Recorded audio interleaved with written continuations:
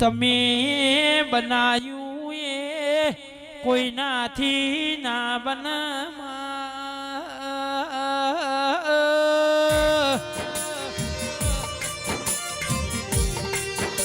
તમે અમારા ઘરનો હારો કર્યો છે તમારા ગુણ અમને ગાઈએ એટલા ઓછા પડી માં જેટલી વાતો આ મનમાં પડી હતી એટલા વર્તા તમે પૂરા કર્યા માં